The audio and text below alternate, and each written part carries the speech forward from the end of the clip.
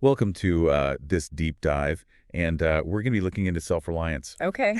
And I think this is going to be really interesting for people because we're going to be looking at a piece of Chinese writing Sounds cool. that kind of challenges the usual ideas about success and how to achieve it. Mm-hmm.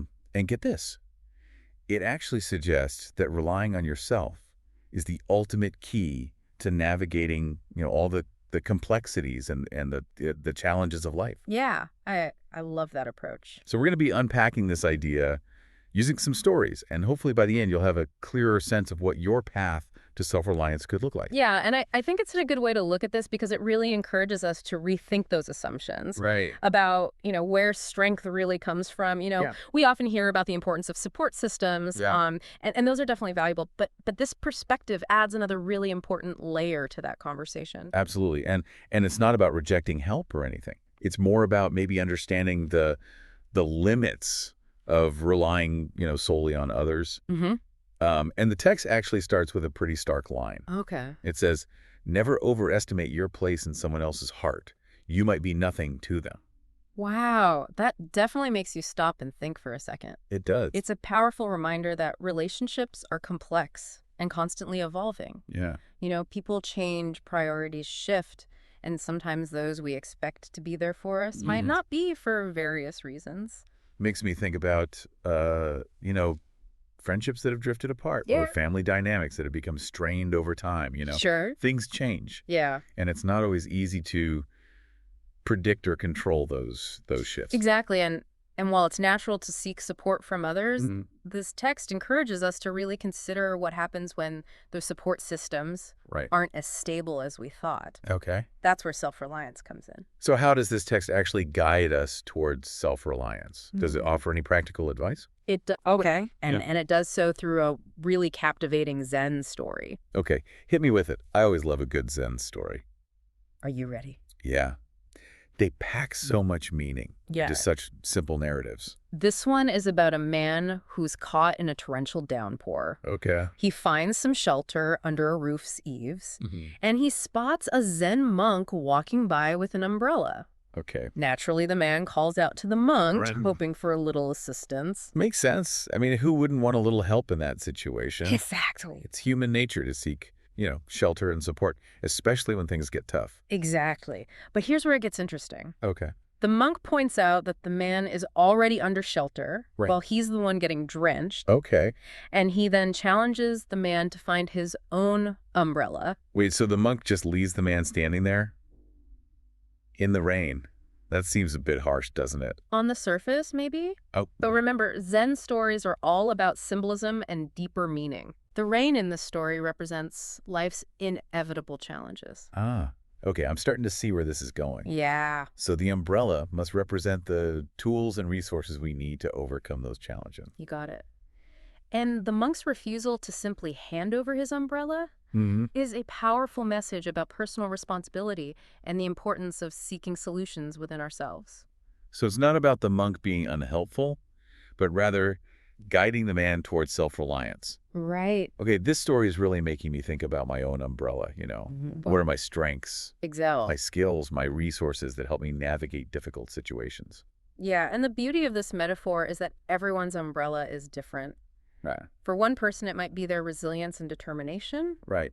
For another, it could be their problem-solving skills or their ability to connect with others. That's such a great point. It's not about having one specific set of skills, Right. but rather recognizing the unique strengths Yeah. and resources that we each bring to the table. Exactly. It's about tapping into our own potential. Precisely. And the more we invest in developing those strengths and building our resilience, Mhm. the more equipped we'll be to face whatever challenges come our way. I love that. It's about taking ownership of our own journey and recognizing that we have the power within ourselves to navigate the ups and downs of life. Yeah. But how do we actually put this into practice? How do we go beyond just the story and actually find our own umbrella?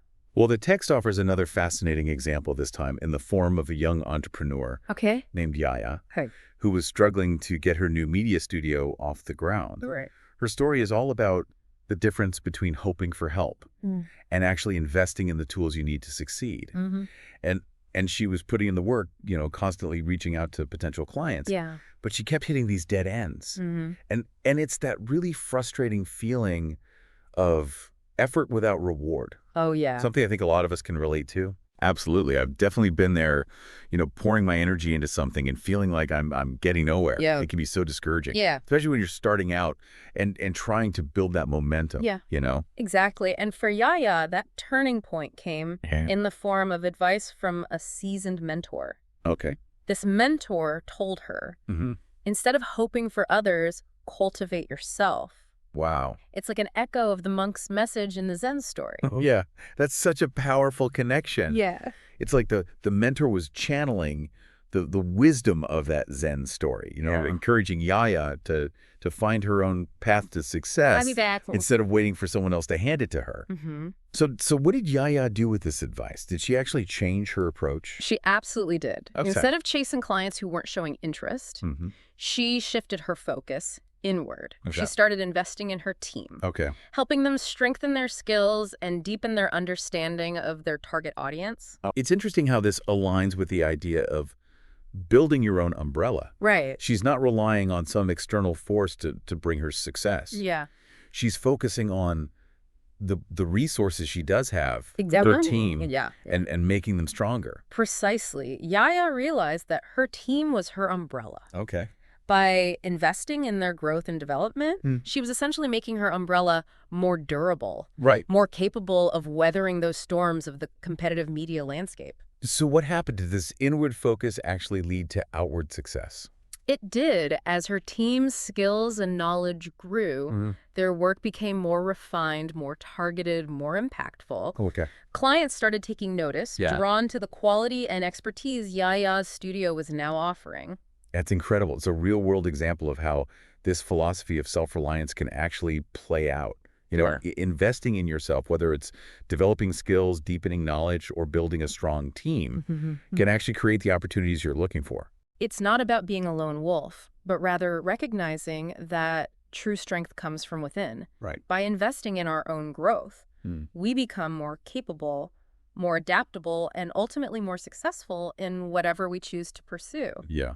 Yaya's story really exemplifies this, don't you think? Absolutely. It's a reminder that sometimes the most strategic move is to focus on what we can control. Right. Our own efforts, our own learning, our own growth. Exactly. But that makes me wonder, Yeah. is there a connection between self-reliance and different philosophical approaches to life? For example, does this idea resonate with any other schools of thought? That's a great question, and it actually connects to a philosophy that's been gaining a lot of traction lately. Okay. Stoicism. I've heard of Stoicism, but to be honest, I don't know much about it. Sure.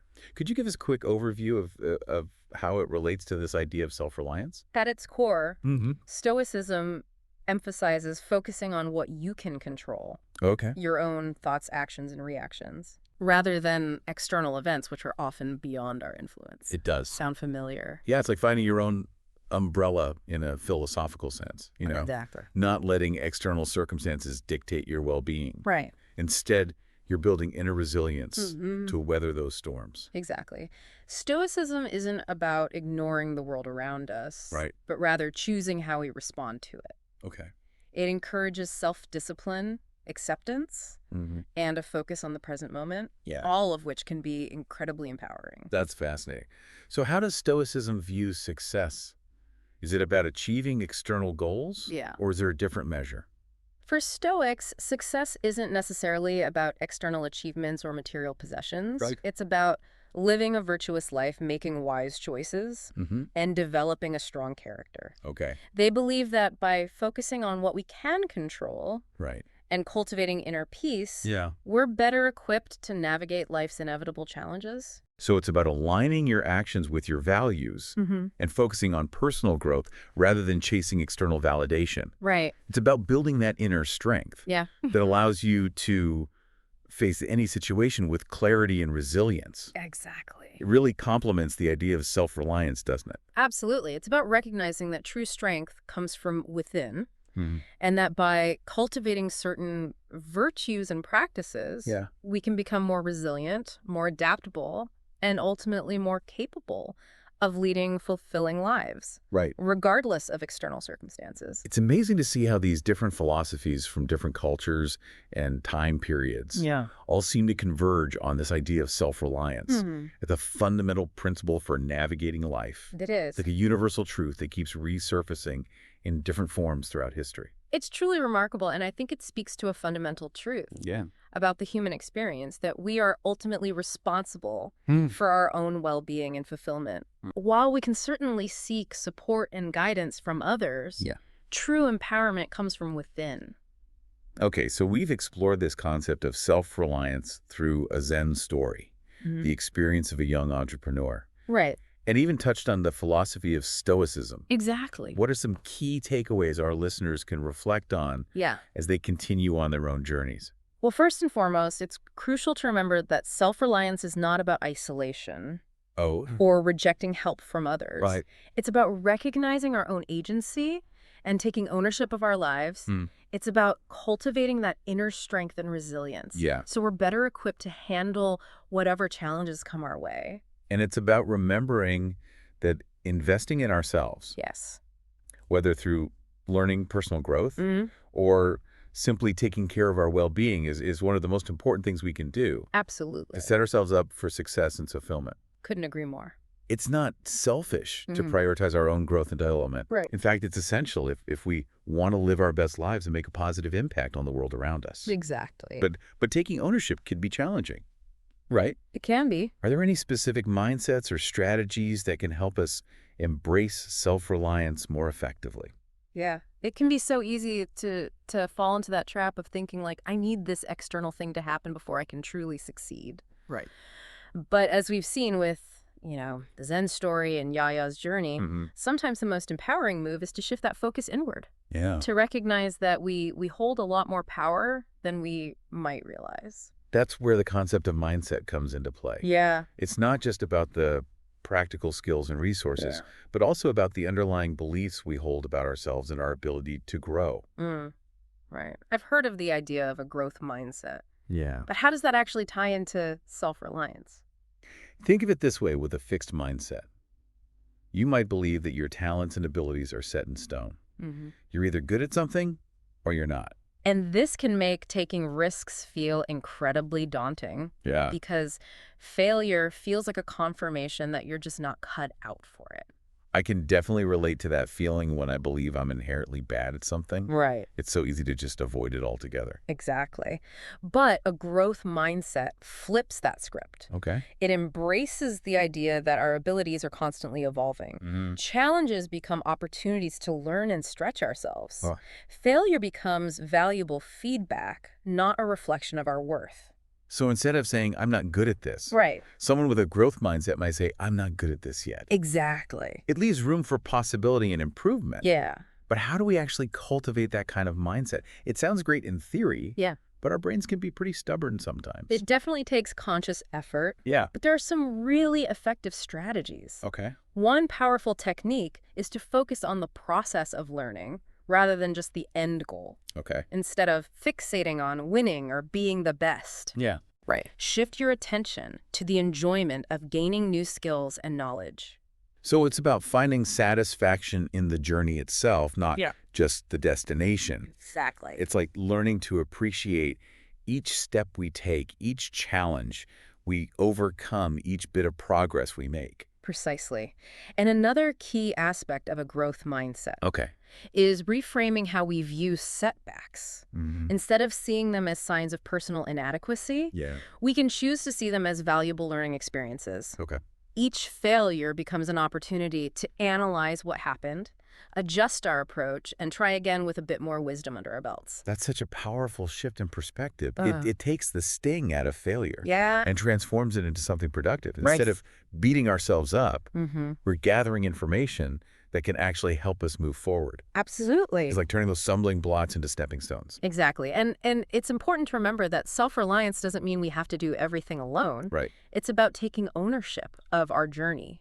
But that journey can be enriched by mentors, teachers, friends, and even those who challenge us to step outside our comfort zones. Yeah. Those relationships can provide support, guidance, and different perspectives that help us grow. So it's not about rejecting help or isolating ourselves. Right. It's about recognizing that we have the power within ourselves to navigate challenges, learn from mistakes, and ultimately shape our own destinies. Absolutely. But we can also lean on others for support and guidance along the way. Exactly. It's about finding that balance between self-reliance and interdependence, recognizing our own agency while also acknowledging the value of connection and collaboration. Right. We can empower ourselves while also recognizing that we don't have to have all the answers or do everything alone. This has been such an insightful conversation. It has. I feel like we've come full circle, Yeah. connecting the ancient wisdom of that Chinese text to modern ideas about mindset and personal growth. It's fascinating. It's clear that this concept of self-reliance is more relevant than ever. Absolutely. In a world that often feels chaotic and uncertain, Yeah. cultivating self-reliance can be incredibly grounding and empowering. It reminds us that we have more control over our lives than we might realize. Right. It encourages us to invest in our own growth, embrace challenges as opportunities for learning, Yeah. and never stop seeking new ways to expand our horizons. So as we wrap up this deep dive, Yeah. what's one final thought you'd like to leave our listeners with as they continue on their journey of self-discovery and self-cultivation? Remember that building self-reliance is an ongoing process, a lifelong journey of learning, growing, and challenging ourselves to become the best versions of ourselves. It's not about reaching a destination, Right. but about embracing the journey itself. What a wonderful reminder. Thank you for joining us on this deep dive into the art of self-reliance. It's been a pleasure. We hope it's sparked some new insights and inspired you to explore your own path to empowerment. Absolutely. Until next time, keep learning, keep growing, and keep believing in your own infinite potential.